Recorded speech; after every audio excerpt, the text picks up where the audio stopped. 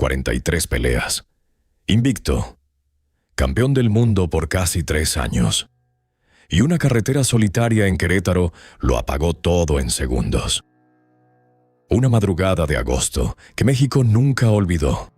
Su nombre era Salvador Sánchez. Si crees que sabes quién era, prepárate. La historia real es otra.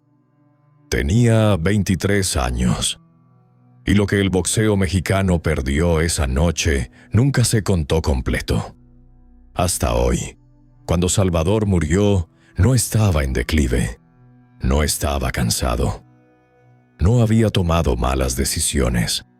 Estaba en la cima absoluta. Con rivales esperando turno.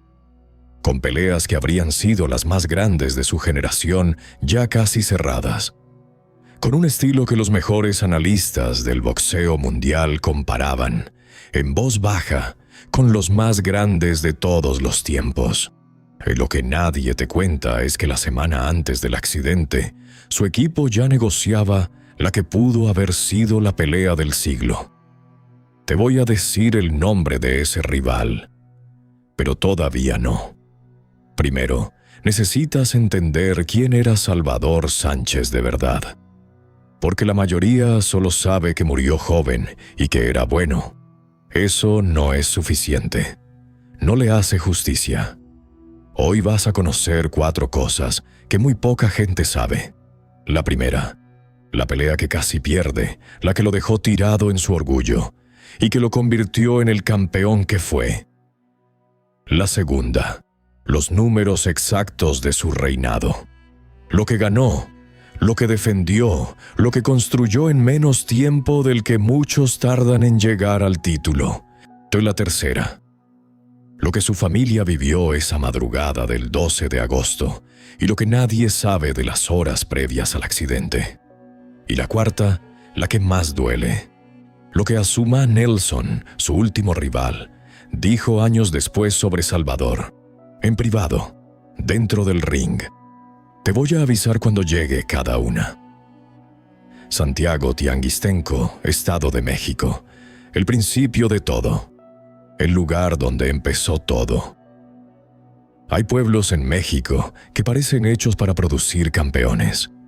Lugares donde el hambre no es solo de comida, sino de algo más. De demostrar. De salir. De ser alguien que el mundo recuerde. Lugares donde la dureza del día a día no aplasta a la gente, sino que la templa. Donde los niños aprenden desde muy chicos que la vida no te da nada gratis, sí que esa lección, aunque duela, es la más valiosa que existe. Santiago Tianguistenco era uno de esos lugares. Es un municipio del Estado de México, a menos de 50 kilómetros de la capital. Pero en los años 60 podría haber estado en otro planeta. Las calles eran de tierra en su mayoría. El trabajo era duro y mal pagado. Las familias eran grandes porque los hijos eran la única riqueza que no costaba dinero tener. Ahí, el 26 de enero de 1959, nació Salvador Sánchez Chávez. Fue el segundo de varios hermanos en una familia que, como casi todas las de ese pueblo, vivía con lo justo.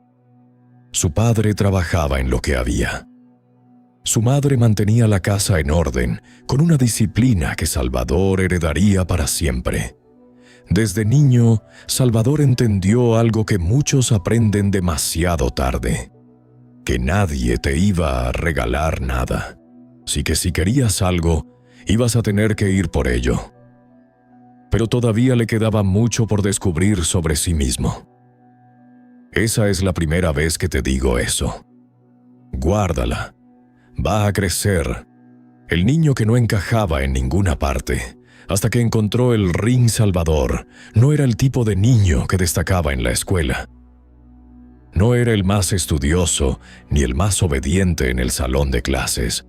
Era inquieto. Tenía una energía que no cabía entre 4 paredes. Y esa energía, sin un canal, puede destruir a un niño. La verdad es que muchos chavos de su generación, con esa misma energía y esa misma pobreza, terminaron en lugares muy diferentes. No voy a romantizar lo que podría haber sido. El barrio en esos años no era fácil, pero Salvador encontró el gimnasio. No fue una decisión dramática. No hubo una película de fondo ni una revelación divina. Fue lo que pasa en los pueblos. Alguien lo llevó, le pusieron unos guantes y algo hizo clic. Lo que nadie te cuenta es que sus primeros entrenamientos fueron un desastre. No tenía técnica. No sabía defenderse. Recibía más golpes de los que daba. Cualquier otro niño se hubiera ido a casa. Salvador regresó al día siguiente. Y al otro. Y al otro. Eso que parece una anécdota menor es en realidad el centro de quién era Salvador Sánchez. No era el más talentoso en el gimnasio desde el primer día. Era el más terco. El que no aceptaba que el dolor fuera una razón para parar. Los primeros indicios de que esto era diferente. Hay un momento en la vida de todo gran campeón en el que alguien que sabe lo que hace los mira pelear y algo en su cara cambia. No es emoción, es reconocimiento. Es ver algo que no se puede enseñar. Ese momento llegó con Salvador antes de lo que nadie esperaba. Su entrenador en esos primeros años notó algo que iba más allá de la terquedad. Salvador aprendía rápido. No solo los movimientos, sino la lógica del boxeo. Veía a su rival y en cuestión de rounds comenzaba a entender sus patrones. Cuándo avanzaba, cuándo retrocedía, cuándo tiraba a la derecha. Era como si tuviera una computadora adentro que procesaba información mientras peleaba. Eso es lo que los técnicos llaman lectura del ring, y es extremadamente rara. Se puede mejorar con el entrenamiento, sí, pero en su forma pura, esa capacidad es algo con lo que se nace. Salvador la tenía. A los 14 años ya peleaba en torneos locales. A los 16 ganaba de manera consistente. Y aquí viene lo fuerte. No ganaba por físico.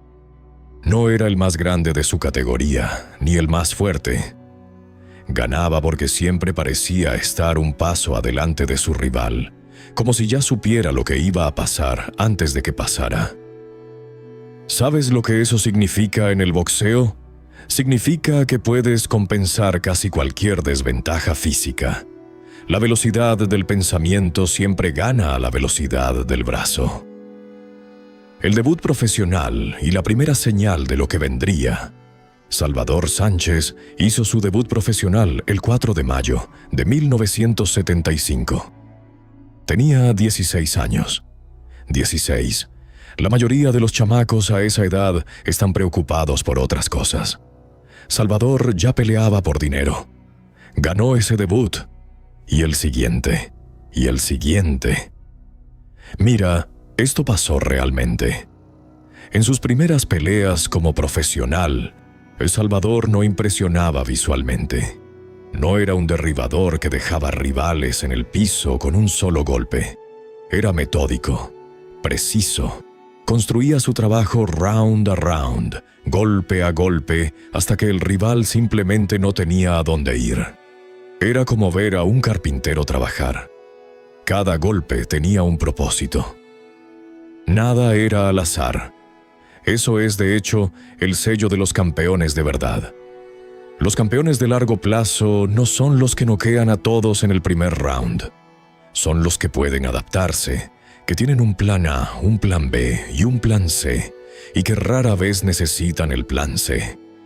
Pero aquí viene el primer caramelo de esta historia, porque no todo fue lineal. Hubo una pelea, en sus años de ascenso, que Salvador estuvo a punto de perder, de una manera que lo marcó para siempre. Una pelea que casi termina con su carrera antes de que comenzara de verdad. Y cuando llegue el momento de contártela, vas a entender por qué fue el momento que definió al campeón, que después vería el mundo entero. Todavía no. Primero, necesitas conocer cómo llegó al mundo en serio. el ascenso por el ranking y las peleas que nadie recuerda, pero que construyeron todo. Entre 1975 y 1979, Salvador Sánchez peleó 43 veces como amateur y acumuló un récord profesional que iba creciendo pelea a pelea. No eran peleas de campeonato del mundo. Eran peleas de ranking, de las que no aparecen en las portadas, pero que construyen a un peleador desde adentro. El problema fue que muchos en el mundo del boxeo mexicano no le veían el potencial completo todavía. Era bueno, sí, pero había cosas que incomodaban a los analistas de esa época.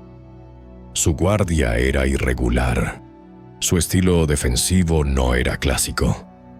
Y físicamente, para la división pluma, donde peleaba, parecía un poco pequeño. Lo que nadie veía era lo que Salvador hacía en el gimnasio cuando las cámaras no estaban. Trabajaba a distancias, practicaba combinaciones hasta que salían solas, sin pensar. Estudiaba a sus futuros rivales no solo viendo sus peleas, sino imaginando cómo reaccionarían a situaciones específicas. Su entrenador de esa época, Cuyo Hernández, diría años después que nunca había entrenado a un peleador tan obsesionado con mejorar. Y aquí viene lo fuerte. Salvador Sánchez, el hombre que terminaría su carrera invicto con 43 peleas profesionales, perdió. Sí, perdió. 2 veces en su carrera. Ambas en sus primeros años. Ambas por decisión. Y ambas le enseñaron algo que ninguna victoria pudo haberle enseñado. La primera derrota fue ante Antonio Becerra en 1977.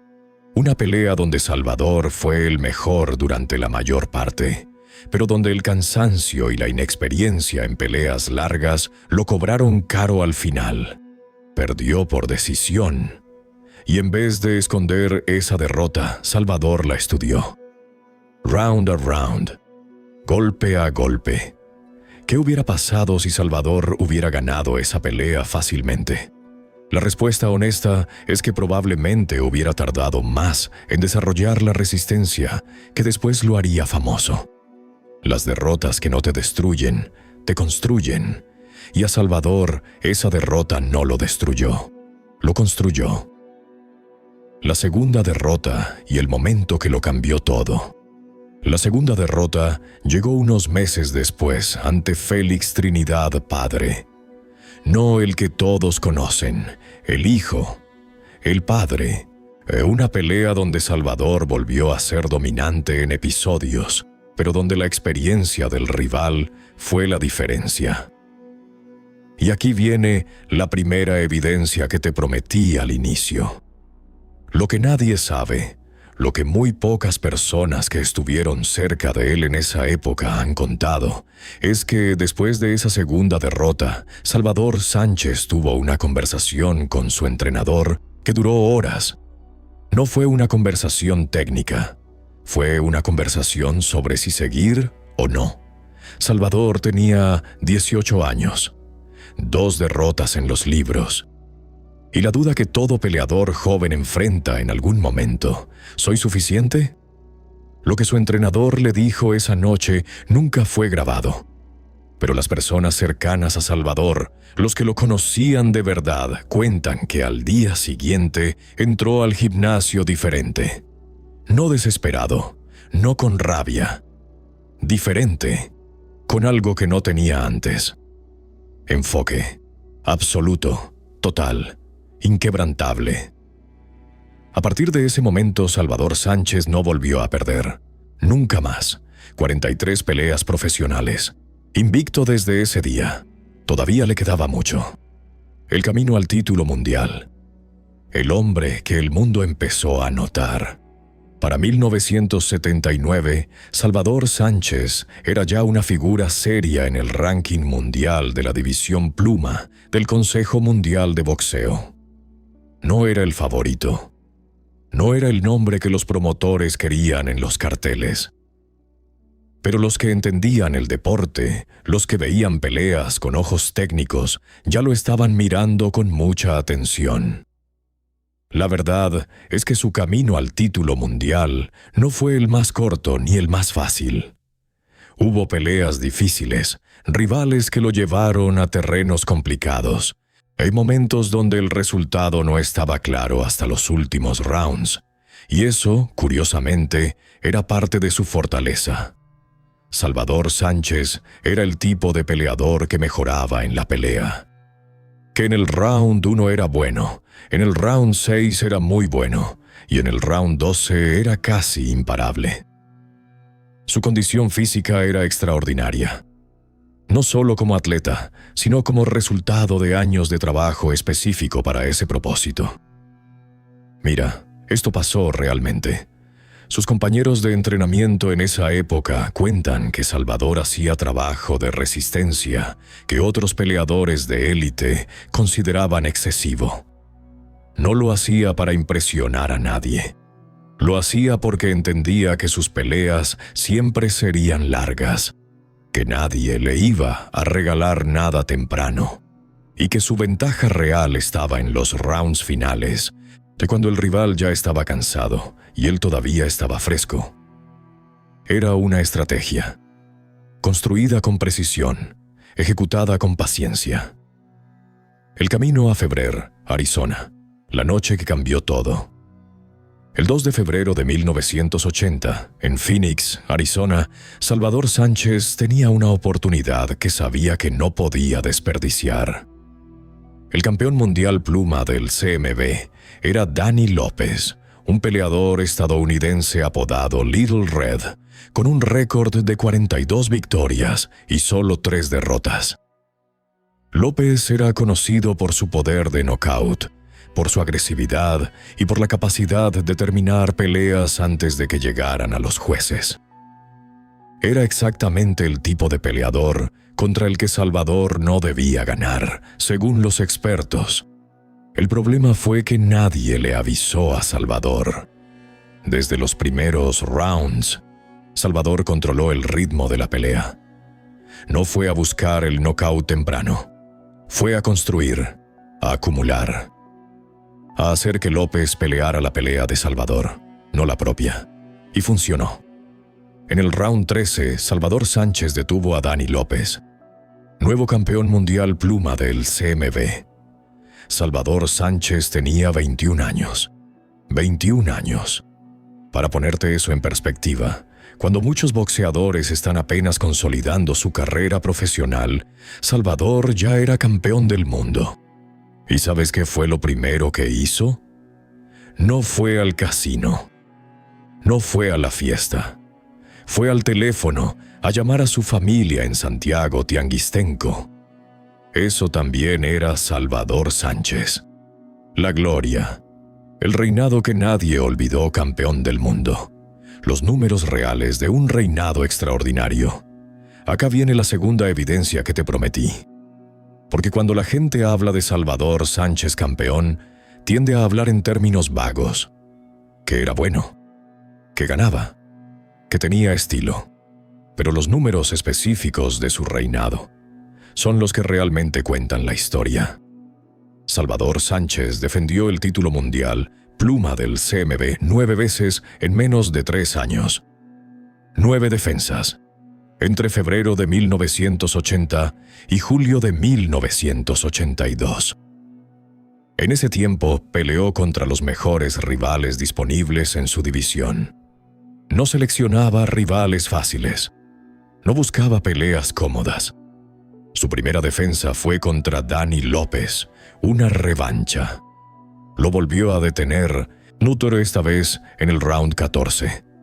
Como si la primera no hubiera sido suficientemente clara. Luego vinieron nombres como Roberto Castañón, Patrick Ford, Rubén Castillo, Wilfredo Gómez. Eso es un nombre que requiere detenerse. Wilfredo Gómez era, en ese momento, uno de los mejores peleadores del mundo libra por libra. Un noqueador devastador de Puerto Rico. Un hombre que había destruido a todos sus rivales. No perdía. La gente que entendía el boxeo decía que Gómez era demasiado peligroso para cualquiera en peso pluma. La verdad es que esa pelea, celebrada el 21 de agosto de 1981 en Las Vegas, iba a definir el legado de Salvador Sánchez de una manera que nadie esperaba. Wilfredo Gómez.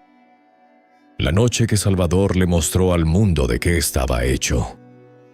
Wilfredo Gómez entró al ring esa noche con 32 victorias, 32 por nocaut. Ni una sola pelea había llegado a los jueces. Cada rival que había enfrentado había terminado en el piso.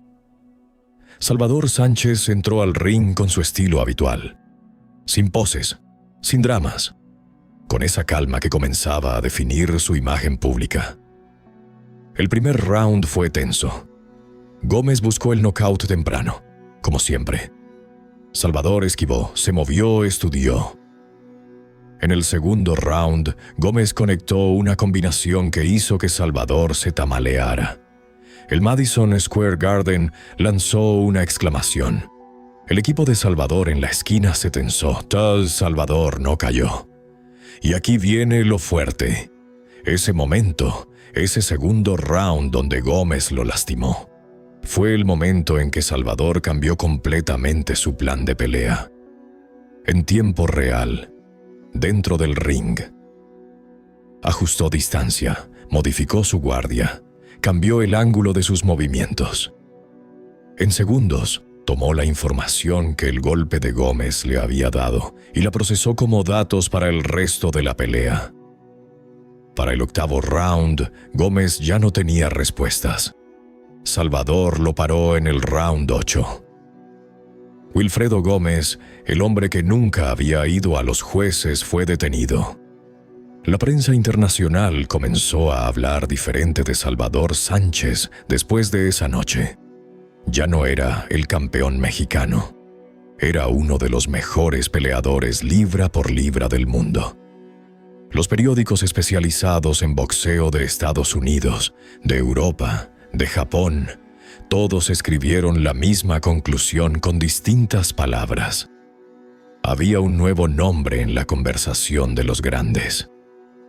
Y ese nombre era Salvador Sánchez. El dinero, la fama y las primeras presiones del éxito joven. Acá es donde la historia empieza a tener otra capa, porque Salvador Sánchez, con 22 años, era rico. No fantásticamente rico como los campeones del siglo XXI, pero sí rico para los estándares de un joven de Santiago Tianguistenco. Sus bolsas habían crecido de manera constante. La pelea con Gómez le representó una cantidad que para su familia era difícil de imaginar. Y con ese dinero llegaron cosas que nadie te prepara para manejar. La gente. Los amigos de conveniencia que aparecen cuando hay éxito. Los familiares lejanos que de repente recuerdan que son familia. Los empresarios con proyectos que solo necesitan un pequeño apoyo. Los que tienen consejos sobre cómo invertir, cómo gastar, cómo vivir. El problema fue que Salvador, a diferencia de muchos campeones de su época, no era un hombre fácil de manipular. Tenía los pies en el suelo de una manera que desconcertaba a quienes intentaban aprovechar su éxito. Seguía siendo el mismo que entrenaba sin importar el horario. Seguía siendo el que llamaba a su familia. Seguía siendo el de Santiago Tianguistenco. Pero eso no significa que todo fue fácil.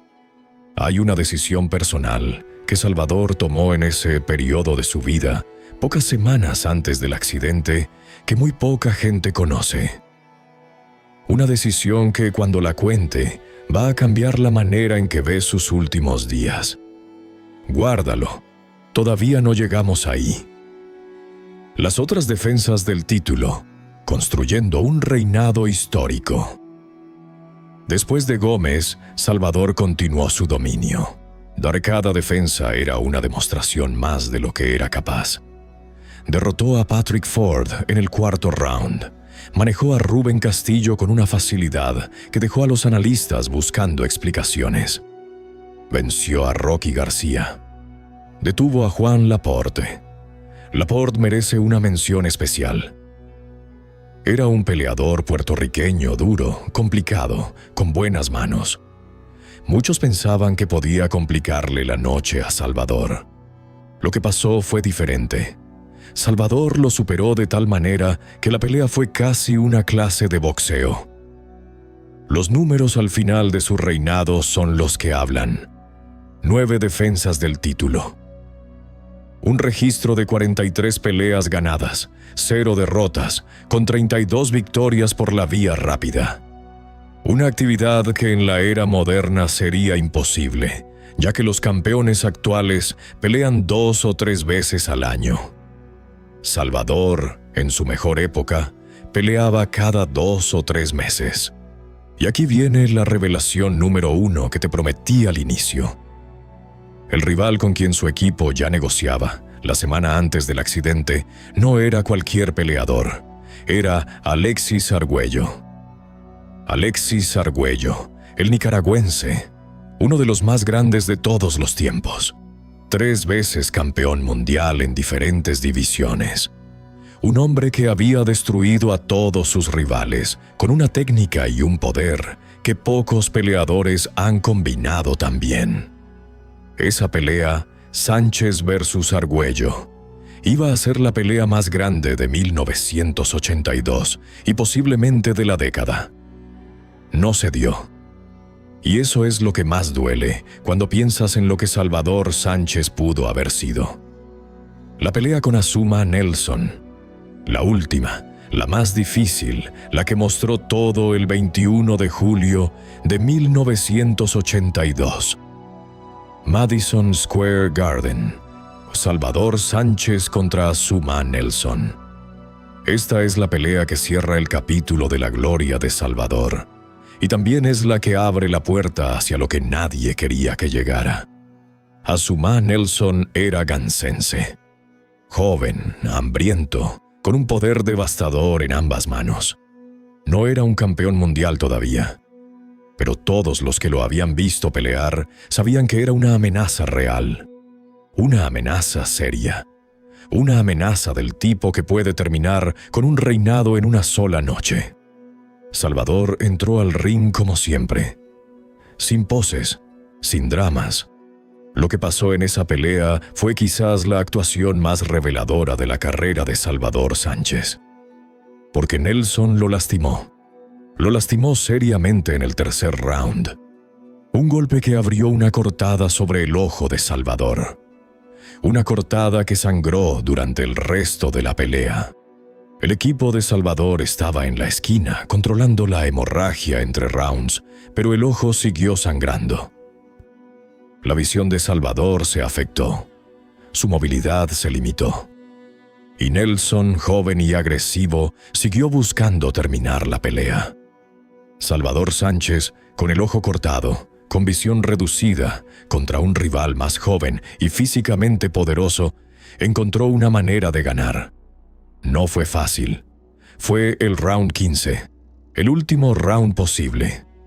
Mira, esto pasó realmente. En el vestuario después de la pelea, Salvador le dijo a su equipo algo que quedó grabado en la memoria de quienes lo escucharon. Dijo, era más fuerte de lo que pensaba. Buena pelea. Sin drama, sin exageración, con la serenidad de alguien que acababa de sobrevivir una de las noches más difíciles de su carrera. Azumah Nelson, años después, te hablaría de Salvador Sánchez de una manera que necesitas escuchar. Pero eso lo guardo para más adelante. Es la revelación número 4, la más poderosa de todas. El peso del campeón, lo que nadie ve desde afuera. Hay algo que la gente que solo ve los highlights no entiende del todo. Y es el peso que lleva un campeón del mundo. No el peso del cuerpo. El peso de representar. Salvador Sánchez, a los 23 años, era México dentro de un ring. Cuando peleaba no era solo un joven de Santiago Tianguistenco. Era el orgullo de un país. Era la prueba de que se podía. Era lo que los niños de los barrios pobres necesitaban ver para creer que ellos también podían. Ese peso es real. Y no siempre es fácil de llevar. Y la verdad es que las personas cercanas a Salvador, en sus últimos meses, describen a un joven que seguía siendo genuinamente humilde, pero que comenzaba a procesar cosas más complejas. ¿Qué hacer con el dinero? ¿Cómo manejar las expectativas? ¿Cuántas peleas más quería dar antes de pensar en el retiro? El problema fue que a los 23 años esas preguntas todavía parecen abstractas. El retiro está lejos. El futuro es interminable. La vida tiene el ritmo del que la siente inmortal. Y aquí es donde la historia cambia de tono. La sombra. Lo que nadie quería que llegara. Las semanas antes, la vida de un campeón en su mejor momento. Agosto de 1982. Salvador Sánchez acababa de defender su título ante Azumah Nelson 3 semanas antes. Y estaba en el mejor momento de su carrera. Los promotores hacían fila. Las ofertas llegaban. Alexis Argüello era el nombre que todo el mundo mencionaba como el siguiente paso lógico. En México, el nombre de Salvador era sinónimo de orgullo. Las calles de Santiago Tianguistenco lo recibían como héroe cada vez que volvía. Su familia era la familia de todos. Su historia era la historia que todos querían contar. La gente no sabe que en esas semanas Salvador había tomado una decisión que pocos conocen. Una decisión que no tiene que ver con el boxeo. Tiene que ver con lo que quería para su vida fuera del ring. Esta es la tercera evidencia que te prometí. Personas cercanas a Salvador, en conversaciones privadas que sus allegados han compartido a lo largo de los años, cuentan que en esas últimas semanas, Salvador hablaba de una manera diferente sobre el futuro. No era el futuro del boxeo. Era el futuro después del boxeo. La familia que quería formar. El lugar donde quería vivir. Las cosas que quería construir cuando los guantes se colgaran definitivamente. Era un joven pensando en el mañana, en el largo mañana. Todavía le quedaba mucho. La madrugada del 12 de agosto de 1982, aquí la voz baja. Aquí hablamos despacio. El 12 de agosto de 1982 es una fecha que México no olvidó. Salvador Sánchez viajaba en su Porsche 928 por la carretera que conecta Querétaro con San Luis Potosí en las primeras horas de la madrugada. Los detalles exactos de lo que ocurrió esa noche pertenecen al registro oficial y a las personas que llegaron al lugar. No voy a especular. No voy a dramatizar lo que no necesita dramatismo. Lo que sí es un hecho es que el accidente ocurrió. Y que Salvador Sánchez, campeón mundial invicto, 23 años, murió en esa carretera. No hubo una pelea que perdió. No hubo un rival que lo derrotara. No hubo una caída moral o física. Fue una carretera en la madrugada y el mundo del boxeo despertó sin su campeón. La noticia llegó primero como rumor. Esas cosas siempre llegan como rumor. Y como todo rumor que no quieres que sea verdad, la gente que lo escuchó rezó para que fuera equivocado. No lo era. La reacción de México. El luto de un país. Cuando la confirmación llegó, México paró. No es una exageración. Es lo que pasó. Las estaciones de radio interrumpieron su programación. Los periódicos del día siguiente tenían portadas que todavía circulan como documentos históricos. En Santiago Tianguistenco, la gente salió a las calles sin que nadie convocara. No había nada que decirse. Todos sabían.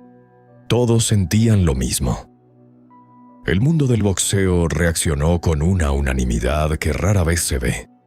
Campeones, exrivales, promotores, analistas, todos dijeron lo mismo con diferentes palabras. El boxeo acababa de perder a uno de los más grandes que había tenido. Danny López, el hombre al que Salvador le quitó el título, dijo que Salvador era el mejor peleador que había enfrentado en su vida, que no había una segunda posición, que cuando perdió ante Salvador supo que estaba ante algo diferente. Wilfredo Gómez, el hombre que llegó invicto a enfrentarlo y que Salvador detuvo en el 8º round, les habló de la derrota ante Sánchez como la pelea más importante de su carrera. No la pelea que ganó, la que perdió. Pero la declaración que más impacta, la que guarda más verdad sobre quién era Salvador Sánchez como peleador y como ser humano, vino de Azumah Nelson, y es el último caramelo de esta historia. Lo que Azumah Nelson dijo años después, Azumah Nelson siguió peleando después de la muerte de Salvador. Ganó el título mundial pluma que Salvador dejó vacante. Se convirtió en uno de los más grandes peleadores de África. Tuvo una carrera extraordinaria que duró décadas. Ganó campeonatos, hizo defensas memorables, enfrentó rivales de primer nivel y salió victorioso de la mayoría. Por derecho propio, Azumah Nelson es una leyenda del boxeo mundial. Pero en cada entrevista donde le preguntaban sobre su carrera, sobre sus victorias, sobre sus momentos más importantes, Nelson volvía a la misma pelea. La pelea que perdió, la pelea con Salvador Sánchez. Años después, en una entrevista que muy pocos recuerdan, pero que está en los archivos del boxeo mundial, Nelson dijo algo que vale la pena citar con precisión. Dijo que Salvador Sánchez era el peleador más inteligente que había enfrentado en su vida. No el más fuerte, no el más rápido. El más inteligente. Dijo que en esa pelea, con el ojo cortado, sangrando, Salvador todavía encontró ángulos que Nelson no podía explicar. Dijo que cuando ganó el título pluma después de la muerte de Salvador, pensó que era el campeón de una división que ya no tenía a su verdadero rey. Eso lo dijo Azumah Nelson, el hombre que le ganó a todos los demás. Pero la verdad es que esa declaración dice más sobre Salvador Sánchez que cualquier estadística, cualquier récord, cualquier cinta de sus peleas. Cuando el hombre que vino después, el que se convirtió en leyenda, dice que nunca fue el verdadero campeón, porque el verdadero campeón ya no estaba. Eso es lo que se llama un legado. El legado y la pregunta. Lo que México lleva décadas preguntándose. Lo que vino después. El luto, el estadio, la memoria viva. El estadio de fútbol de Santiago Tianguistenco lleva el nombre de Salvador Sánchez. Eso importa. No porque los estadios definan legados, sino porque en ese pueblo, ese nombre en esa fachada es recordatorio diario de que uno de los suyos fue el mejor del mundo. Que la pobreza no es destino. Que el trabajo y la terquedad pueden llevarte a lugares que nadie imaginaba posibles. La familia de Salvador, su madre, sus hermanos, la gente que lo conoció desde niño, ha llevado ese legado con una dignidad que es en sí misma una lección.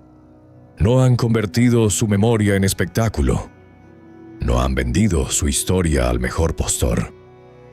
Han guardado lo que tenían que guardar y han compartido lo que tenían que compartir. El boxeo mexicano no volvió a ser el mismo después de Salvador. Julio César Chávez llegaría poco después y llevaría a México a otra era de gloria. Pero los que vivieron la época de Salvador, los que lo vieron pelear, siempre hacen la misma pausa cuando mencionan a Chávez. Esa pausa que dice, sí, pero imagínate si Salvador hubiera estado. Y ahí está la pregunta, la que México lleva 40 años haciéndose, de las preguntas que nunca se respondieron.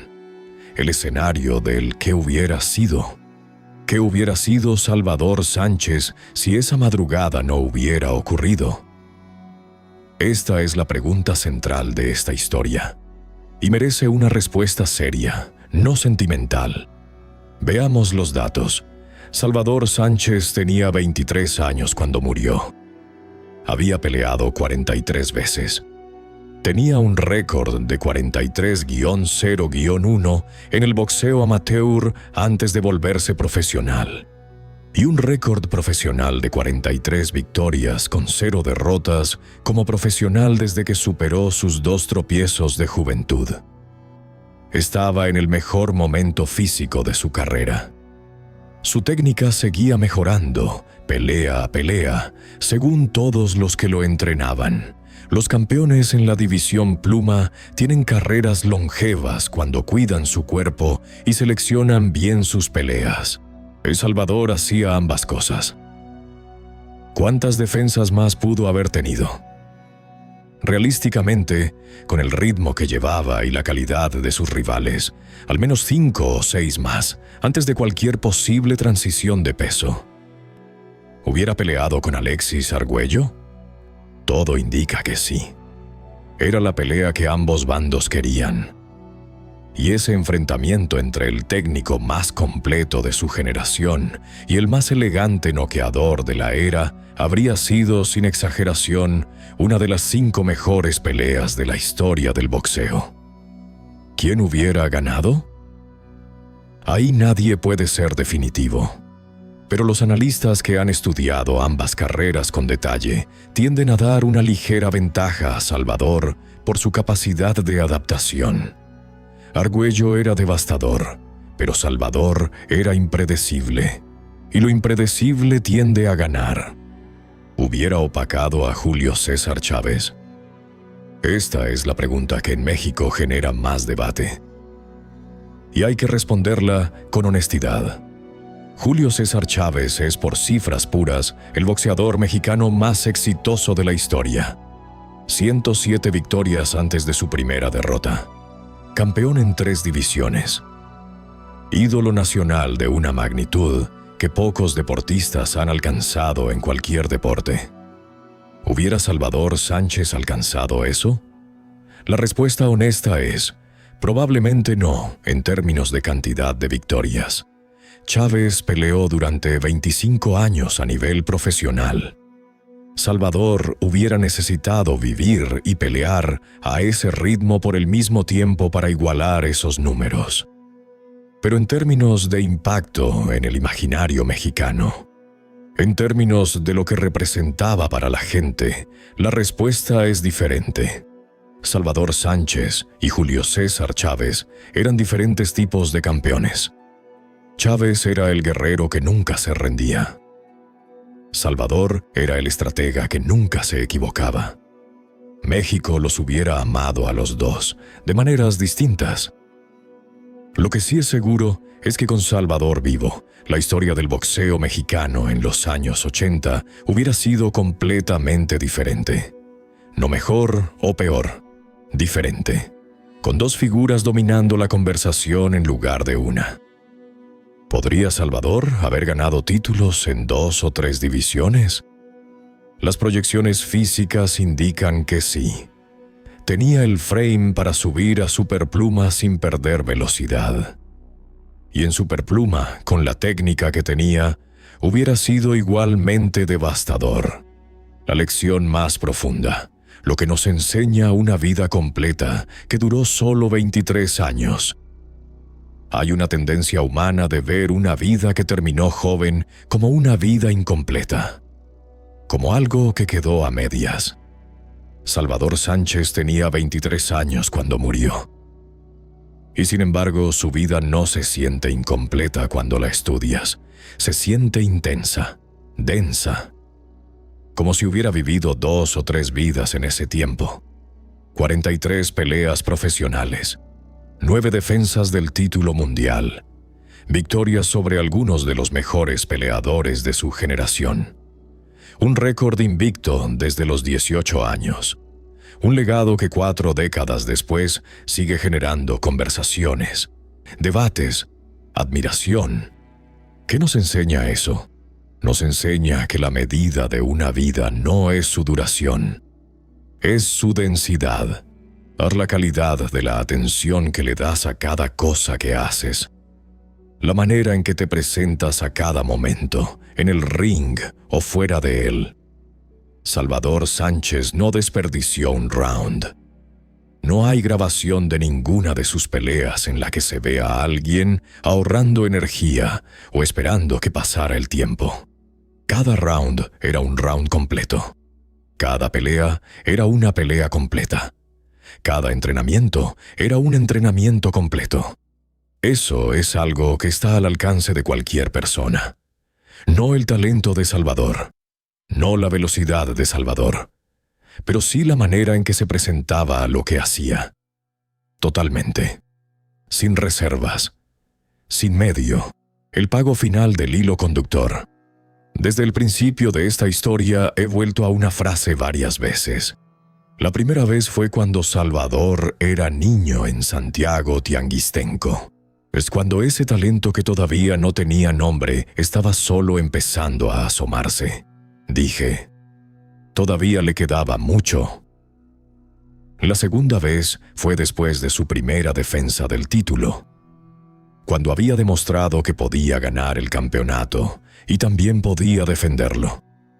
Cuando el mundo empezaba a entender que esto no era un accidente, dije, todavía le quedaba mucho. La tercera vez fue cuando hablábamos del futuro que pensaba, de los planes que hacía, de la vida que imaginaba después del boxeo. Dije, todavía le quedaba mucho. La cuarta vez fue en la carretera de Querétaro, cuando ya no hubo más rounds. Y ahora, al final de esta historia, necesito pagarte esa deuda, porque todavía le quedaba mucho. No es solo una frase sobre lo que Salvador no pudo hacer, es también una frase sobre lo que nos dejó. Todavía le quedaba mucho por enseñarnos. Y 40 años después, seguimos aprendiendo de él. Seguimos hablando de él. Seguimos debatiendo qué hubiera sido. Seguimos poniendo su nombre en la conversación de los más grandes. Un hombre de 23 años, de un pueblo pequeño del Estado de México, que peleó 43 veces sin perder y que sigue siendo relevante hoy, en el 2024, en una conversación sobre boxeo. Eso no es una carrera truncada. Eso es un legado. La pregunta que México lleva décadas sin responder, y la respuesta que ya sabemos que hubiera sido Salvador Sánchez. Quizás esa es la pregunta equivocada, porque Salvador Sánchez ya fue todo lo que necesitaba ser. Fue el mejor de su época en su división. Fue el tipo de peleador que otros campeones recuerdan como su rival más difícil. Fue el hijo que le devolvió algo al pueblo que lo vio crecer. Fue el campeón que nunca cayó. La pregunta correcta no es qué hubiera sido. La pregunta correcta es qué te lleva de esta historia. Si eres de los que vieron a Salvador pelear, de los que se paraban frente al televisor en blanco y negro, con la familia reunida, ya sabes de qué hablo. No necesitas que te lo explique. Lo tienes guardado en algún lugar que no tiene nombre, pero que reconoces. Y si eres más joven, si esta fue la primera vez que escuchaste la historia completa de Salvador Sánchez, entonces guárdala tú también, porque en ella está algo que vale la pena guardar. La idea de que el origen no es destino, de que el talento sin trabajo no llega lejos, pero el trabajo sin talento llega más lejos de lo que crees. De que la grandeza no siempre dura décadas, que a veces dura 3 años, a veces dura 23. Y a veces eso es suficiente para que 40 años después la gente siga diciendo tu nombre con respeto.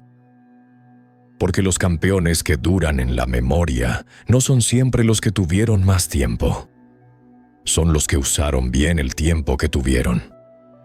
los que no guardaron nada para después, los que dejaron todo en el ring, en el gimnasio, en cada conversación, en cada entrenamiento, en cada madrugada de preparación cuando nadie los miraba. Salvador Sánchez fue eso, completo, entero, hasta el final. Salvador Sánchez, campeón del mundo, invicto, todavía le quedaba mucho. Si lo viste pelear, ya sabes de qué hablo. No necesito explicártelo. Lo tienes guardado en algún lugar que no tiene nombre, pero que reconoces cada vez que alguien menciona su nombre. Y si hay alguien en tu vida que conoció esa época del boxeo mexicano, que recuerda dónde estaba cuando escuchó la noticia, comparte esto con esa persona. A veces recordar juntos es la mejor manera de honrar a alguien. La próxima historia también es de un campeón que México amó con una intensidad difícil de explicar. También es una historia de origen humilde, de gloria enorme y de preguntas que no tienen respuesta fácil. Pero esta tiene una diferencia. Él sí envejeció. Y lo que vino después del ring fue en muchos sentidos más complicado que todo lo que enfrentó adentro. No me adelanto más. Pero si sabes de quién hablo, escríbelo abajo. Nos vemos en la próxima.